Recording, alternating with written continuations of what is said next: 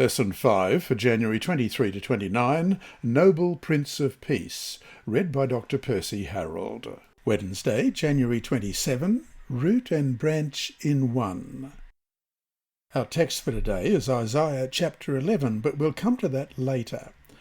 First question, who is the shoot that comes out from the stump of Jesse in Isaiah chapter 11 and verse 1? There shall come forth a rod from the stem of Jesse, and a branch shall grow out of his roots.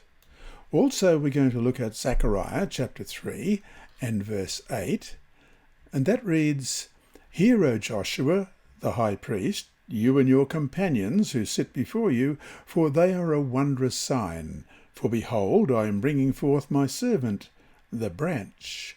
And Zechariah 6:12, Then speak to him, saying, Thus says the Lord of hosts, saying, Behold, the man whose name is the branch, from his place he shall branch out, and he shall build the temple of the Lord. Isaiah 11:1 picks up on the imagery of a felled tree in chapter 10, verses 33 and 34. Behold, the Lord of hosts, will lop off the bough with terror. Those of high stature will be hewn down, and the haughty will be humbled. He will cut down the thickets of the forest with iron, and Lebanon will fall by the mighty one. The stump of Jesse represents the idea that the dynasty of David, son of Jesse, would lose its power, as we read in Daniel 4, verses 10 to 17. These were the visions of my head while on my bed. I was looking, and behold, a tree in the midst of the earth, and its height was great. The tree grew and became strong. Its height reached to the heavens, and it could be seen to the ends of all the earth. Its leaves were lovely, its fruit abundant, and in it was food for all. The beasts of the field found shade under it, the birds of the heaven dwelt in its branches, and all flesh was fed from it. I saw in the visions of my head while on my bed, and there was a watcher, a holy one, coming down from heaven. He cried aloud and said thus, Chop down the tree and cut off its branches, strip off its leaves and scatter its fruit. Let the beasts get out from under it and the birds from their branches. Nevertheless, leave the stump and roots in the earth, bound with a band of iron and bronze in the tender grass of the field. Let it be wet with the dew of the heaven, and let him graze with the beasts on the grass of the earth. Let his heart be changed from that of a man. Let him be given the heart of a beast, and let 7 times pass over him. This decision is by the decree of the watchers, and the sentence by the word of the holy ones, in order that the living may know that the Most High rules in the kingdom of men, gives it to whomever he will, and sets over it the lowest of men.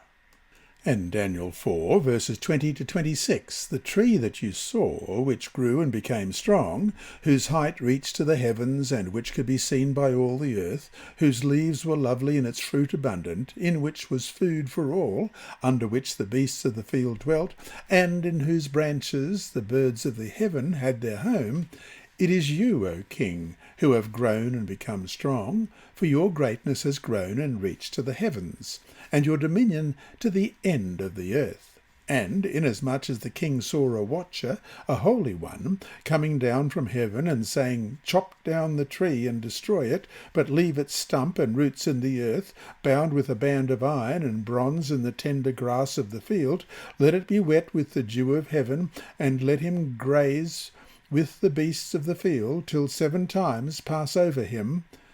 This is the interpretation, O King, and this is the decree of the Most High, which has come upon my lord the King. They shall drive you from men, your dwelling shall be with the beasts of the field, and they shall make you eat grass like oxen. They shall wet you with the dew of heaven, and 7 times shall pass over you, till you know that the Most High rules in the kingdom of men, and gives it to whomever he chooses. And, inasmuch as they gave the command to leave the stump and roots of the tree, your kingdom shall be assured to you, after you come to know that heaven rules. But there would arise a shoot or branch from the apparently doomed stump, that is, a ruler descended from David. Question: why is the new Davidic ruler also called the root of Jesse in Isaiah 11:10? And in that day there shall be a root of Jesse, who shall stand as a banner to the people, for the Gentiles shall seek him, and his resting place shall be glorious. What sense does this make? Revelation 22:16. I, Jesus, have sent my angel to testify to you these things in the churches. I am the root and the offspring of David, the bright and morning star. The description fits only Jesus Christ, who is both the root and the descendant of David, as we read just now in Revelation 22:16. Christ came from the line of David, who was descended from Adam, who was the Son of God, as we read in Luke 3, verses 23 to 31. Now Jesus himself began his ministry at about 30 years of age, being, as was supposed, the son of Joseph, the son of Heli, the son of Matthat, the son of Levi, the son of Melchi, the son of Janna, the son of Joseph, the son of Mattathiah, the son of Amos, the son of Nahum, the son of Esli, the son of Nagai, the son of Maath, the son of Mattathiah, the son of Semei, the son of Joseph, the son of Judah, the son of Joannes, the son of Reshi, the son of Zerubbabel, the son of Shealtiel, the son of Neri, the son of Melchi, the son of Adai, the son of Cosam, the son of Elmodam, the son of the son of Joz, the son of Eleazar, the son of Joram, the son of Matthat, the son of Levi, the son of Simeon, the son of Judah, the son of Joseph, the son of Jonan, the son of Eliakim, the son of Meliah, the son of Menan, the son of Mattathiah, the son of Nathan, the son of David. Christ came from the line of David, as we've just read, who was descended from Adam, who was the Son of God, as it said in verse 38, in the sense that Christ created him, as we read in John 1, verses 1 to 3. In the beginning was the Word, and the Word was with God, and the Word was God.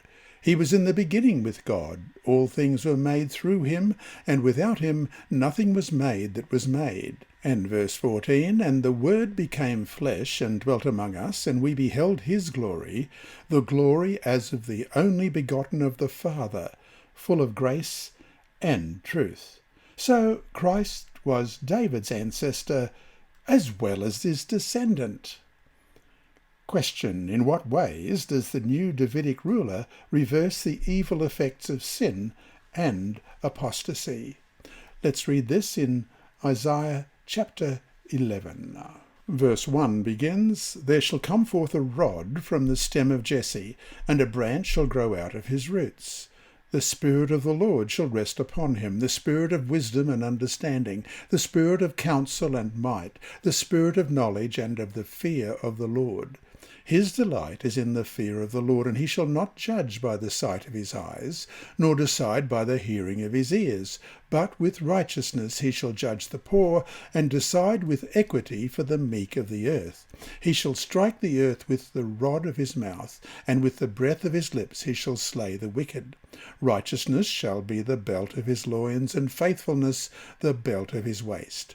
The wolf also shall dwell with the lamb, the leopard shall lie down with the young goat, the calf and the young lion and the fatling together, and a little child shall lead them. The cow and the bear shall graze, their young ones shall lie down together, and the lion shall eat straw like the ox. The nursing child shall play by the cobra's hole, and the weaned child shall put his hand in the viper's den. They shall not hurt nor destroy in all my holy mountain, for the earth shall be full of the knowledge of the Lord, as the waters cover the sea. And in that day there shall be a root of Jesse, who shall stand as a banner to the people, for the Gentiles shall seek him, and his resting place shall be glorious. It shall come to pass in that day that the Lord shall set his hand again the second time, to recover the remnant of his people who were left, from Assyria and Egypt, from Pathros and Cush, from Elam and Shinar, from Hamath and the islands of the sea. He will set up a banner for the nations, and will assemble the outcasts of Israel, and gather together the dispersed of Judah from the four corners of the earth. Also the envy of Ephraim shall depart, and the adversaries of Judah shall be cut off. Ephraim shall not envy Judah, and Judah shall not harass Ephraim. But they shall fly down upon the shoulder of the Philistines toward the west. Together they shall plunder the people of the east. They shall lay their hand on Edom and Moab, and the people of Ammon shall obey them. The Lord will utterly destroy the tongue of the sea of Egypt. With his mighty wind he will shake his fist over the river, and strike it in the seven streams, and make men cross over dry shod.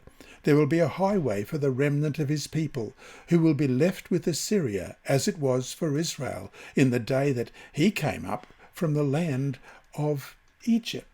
He thinks and acts in harmony with the Lord, judges fairly, punishes the wicked, and brings peace.